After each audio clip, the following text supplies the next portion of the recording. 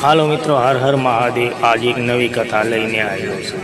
હિન્દુ ધર્મમાં મહાશિવરાત્રિ ભગવાન શિવની આરાધનાનો સૌથી પવિત્ર તહેવાર માનવામાં આવે છે. આ રાત્રિ ફક્ત ઉત્સવની નહીં પરંતુ આત્મજાગૃતિ, વૈરાગ્ય અને મોક્ષ માર્ગ બતાવતી મહાન રાત્રિ કહેવાય છે.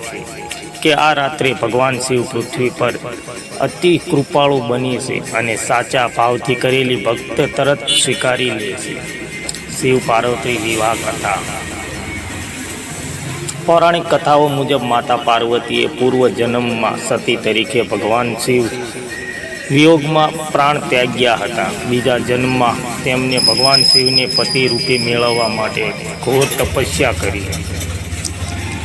વર્ષો સુધી નિર્જર ઉપવાસ, મૌન, ધ્યાન અને શિવ નામ સ્મરણથી પ્રસન્ન થઈને ભગવાન શિવે ફાગુન માસની કૃષ્ણ પદ્ધતિ ચતુર્થીની રાત્રે માતા પાર્વતી સાથે વિવાહ કર્યા. આ પવિત્ર રાત્રિ જ મહાશિવરાત્રિ કહેવાય છે.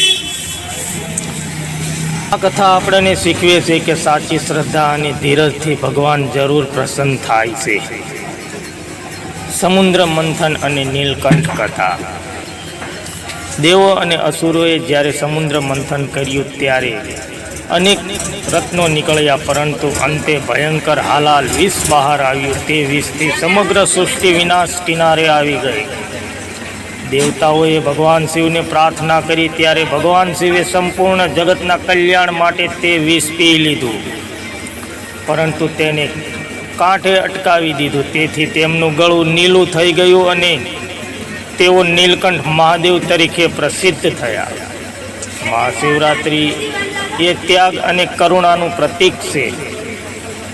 એક વખત બ્રહ્મા અને વિષ્ણુ કોણ મહાન છે તે વિશે વિવાદ થયો.